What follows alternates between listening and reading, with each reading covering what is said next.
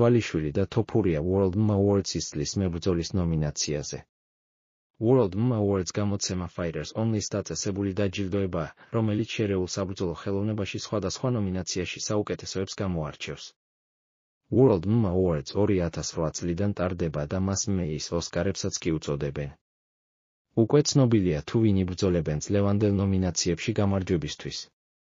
ნომინანტები 2024 წლის 1 ივლისიდან 2025 წლის 30 ივნისამდე ნაჩვენები შედეგებით დასახელდნენ. წლის მებრძოლის ნომინაციაზე 5 კანდიდატი დასახელდა, საიდანაც 2 ქართველია: მაგომედ ანკალაევი, მერაბდვალიშვილი, ალექსანდრე პანტოჟა, გაჯი რაბადანოვი და ილია თოფურია. ხმის მიცემა ამ ლინკზე შეგიძლიათ წლის ქალი მებრძოლის წოდებისთვის შემდეგი სპორტსმენები იბრძოლებენ: დაკოტა დიჩევა, კაილა ჰარისონი, იასმინ იასუდავიჩიუსი, ვალენტინა შევჩენკო და ნატალია სილვა.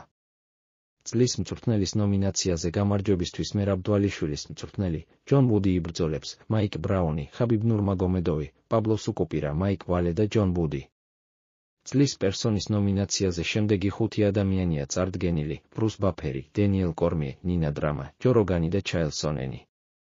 World MMA Awards გამარჯვებულებს კიდევ მრავალ ნომინაციაში გამოავლენს.